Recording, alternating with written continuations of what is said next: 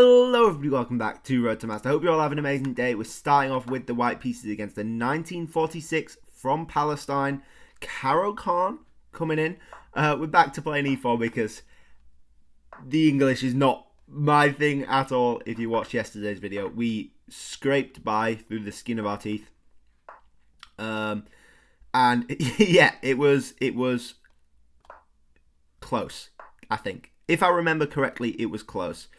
We have the Menendo exchange where the bishop comes in to pin the knight before any of the central things get traded off. And then knight d7 before knight f6. Strange. And then they go knight d to f6 rather than knight f6 itself. Again, very strange. The computer probably wants more to focus on the central space. I don't think we should exchange because there's not much point, to be honest. C3 looks okay. For sure, I guess. They're going to kick us out again. Usually what happens, I don't think it matters which way around they do it. There's probably a difference I'm unaware of. But realistically, who cares? We'll go back to f3 as well. I don't mind f3 as a square at all.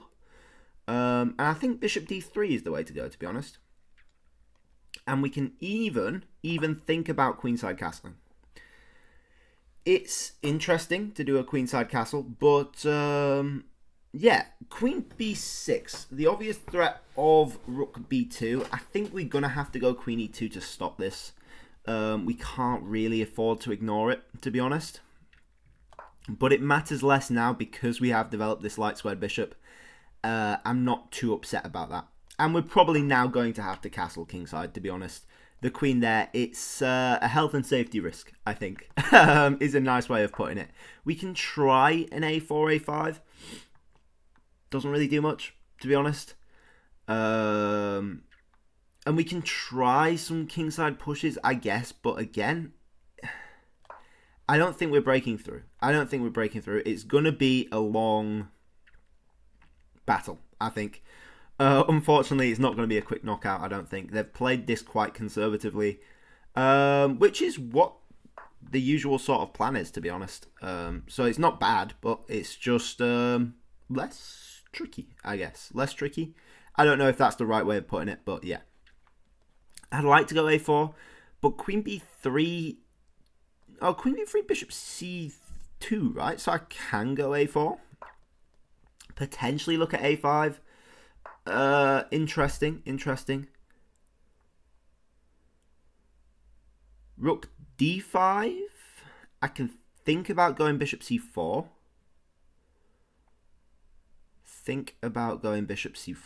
In fact, I think I might go bishop c4, to be honest. Stops the queen going to b3 early. Rook f5 seems misplaced. I'm not going to lie. We have potential for a bishop takes, pawn takes. Queen takes check, takes the rook. Very interesting little sacrifice. We have to be careful of, though, a bishop move at that point.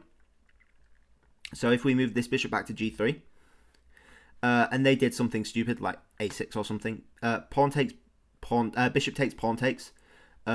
Bishop takes bishop d6, although we would just take with the bishop, I guess. Bishop takes bishop there. Oh, then we just take the rook, right? They have to, yeah, they have to take. So we can just move this bishop back. I think we're all good. The threat is bishop takes e6. I'm pretty sure that works.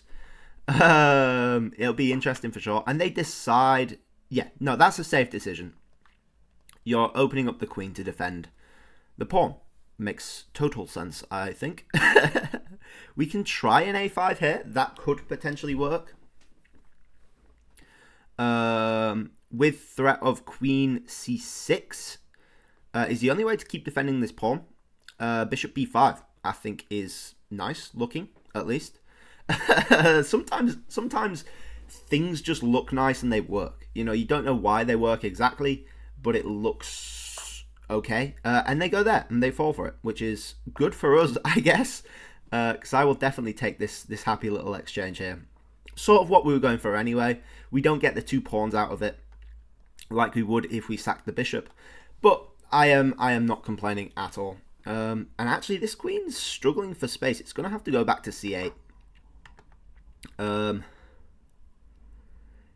Yeah, I don't think there's any cheeky tactics we can do. So let's just take the whatever that is, the rook, I guess. We can think about taking this. We can think about pushing. Knight takes, though, is not nice. Yeah, so we're up material. We're up material for sure. Yeah, I think we just take this now. I think we just take this. I'd like to get this bishop on f2, but that might be tricky with this bishop here. Maybe a b4 is an idea. I don't mind it. I don't mind it for sure. The bishop is covering the f-pawn, by the way, which is important. We can think about a c4, preventing the knight coming into d5. I don't mind at all. We are losing the b-pawn, though, but rook b1 is interesting. We get the b-pawn straight back. Then we're left with 2 isolated pawns. Is that worth? Not sure. Not sure, to be honest. I like to trade off queens, if possible. I would.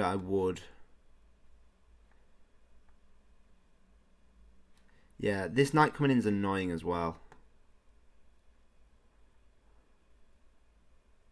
How do we activate some trades? Let's start by doubling up rooks on the open file. I think is an interesting way to start.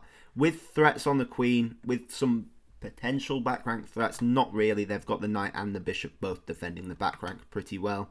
Again, this rook's misplaced, which is good for us. We can try get the queen in, obviously not to f3, to probe some of these pawns, ask a few questions, try get them to commit something. Ideally on the light squares, especially against this solid black chain, would be nice. And yeah, I think it's up to them to determine how they play this, but we're definitely in the driver's seat, I will say.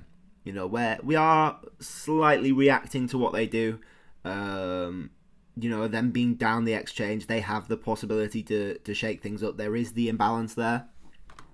But overall, you know, we're the ones with the long-term threats. They might have some short-term tricks with the 2 minor pieces, but if we're careful, and we're usually not careful, but if we are careful for once, potentially avoidable. Potentially avoidable, I will say. Yeah, I think just rook d3 works. Rook d3, queen b5. Rook d1 works, right?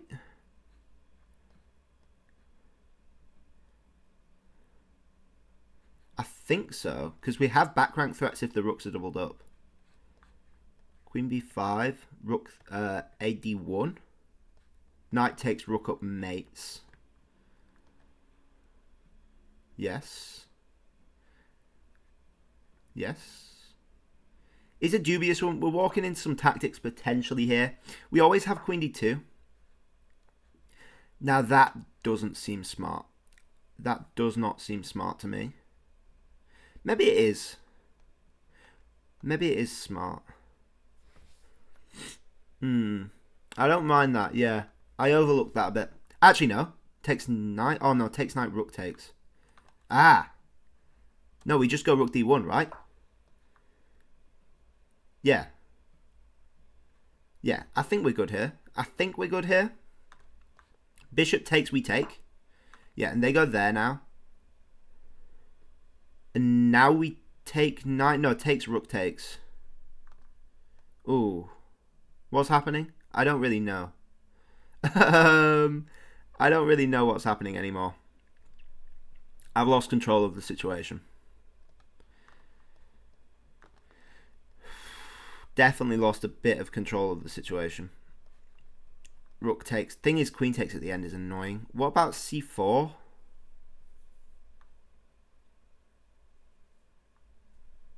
C4 is interesting. Knight takes, we win. Queen takes, we take the knight. Yeah, C4 works, right? Knight takes, we win. That's very interesting.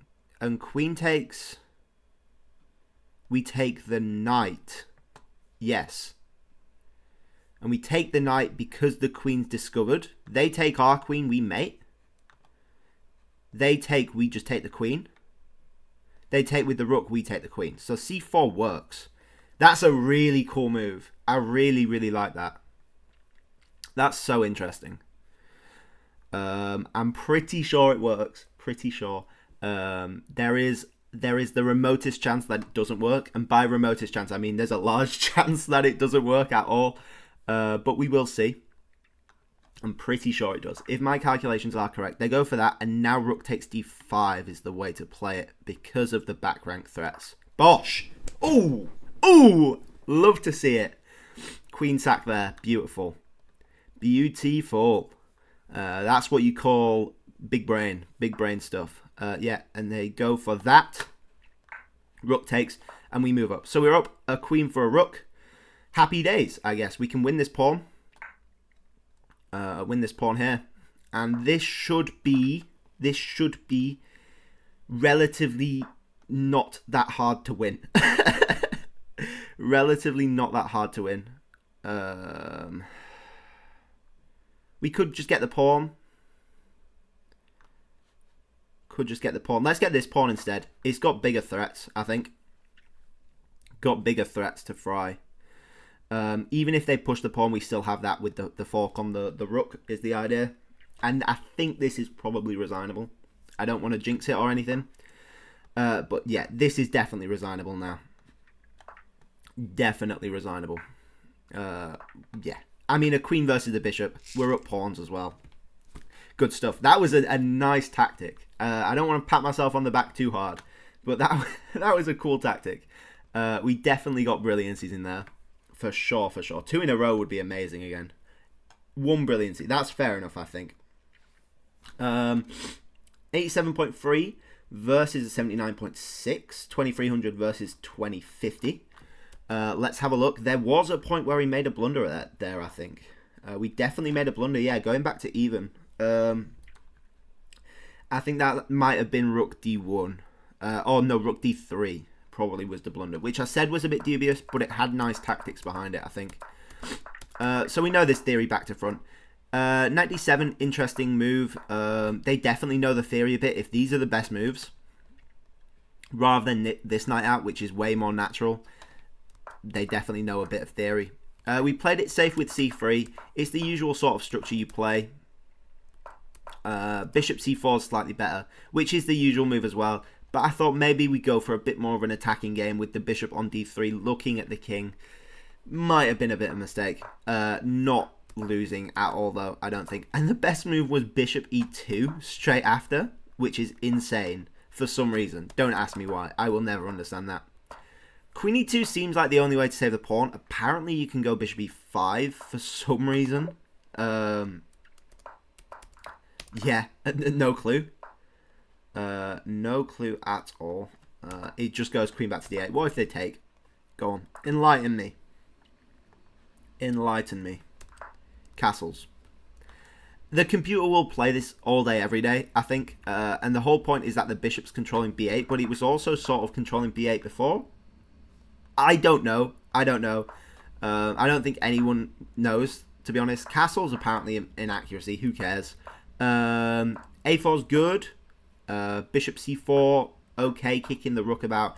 And I thought this was a bit misplaced. And this is giving us a bit of an advantage already, because there is the immediate sort of threats of like bishop takes. I wonder if this works straight away. I'm pretty sure rook takes is just fine, though. Yeah, that'll be why. So we had to move the bishop back. Apparently, again, e5 is the way to play it. Sure, I guess it seems like you're blocking off your doubled pieces, but I'll take your word for it, pal. C5, A5, yes. They need to run away and then give us this if we want it. Yeah, brilliant move. We're farming brilliancies today, pal. It's a good day. It's a good day. Bishop b5 wins the exchange. c5, yeah. b4 is the way to play it as well. Perfect. Rook d1. Rook d3 is good as well. He's wanting bishop to e5 again. What the hell? And then this is the blunder.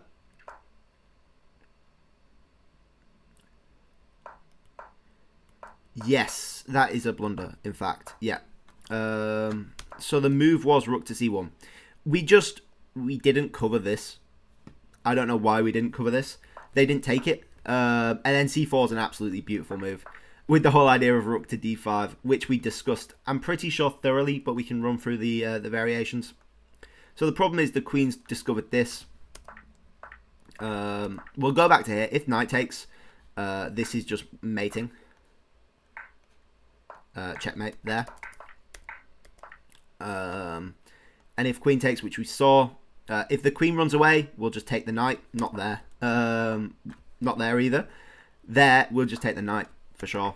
And if queen takes discovery, if you take this, again, you're getting mated here. With bishop takes, rook takes mate. If rook takes, then you win the queen, which we saw, and gives decent compensation because you get the rook for the queen, still not winning at all. And then queen takes, similar sort of situation. You maybe consider a bit more control over the board, but you don't get the check. Anyway, yeah, it's resignable, I think, at that point, unfortunately. There's not much you can do, especially after I get these pawns. This one is dubious because, you know, the obvious threats, and I'm picking that one again if I want it. I could swap off the queen for the rook if I really wanted it and probably just promote these pawns, but I'm going to try to be as accurate as possible, you know. That was a good game. That was a good game. Also, I want to apologize quickly. There was no puzzle rush yesterday. I forgot it was Sunday. This job schedule that I'm on with my new job, the days change every week, so I have no clue what day it is anymore, to be honest. But I will try remember for next week, hopefully. Anyway, thank you all for watching. I hope you all enjoyed. Please like if you liked. Please subscribe if you really liked, and I'll catch you guys all tomorrow. Bye-bye.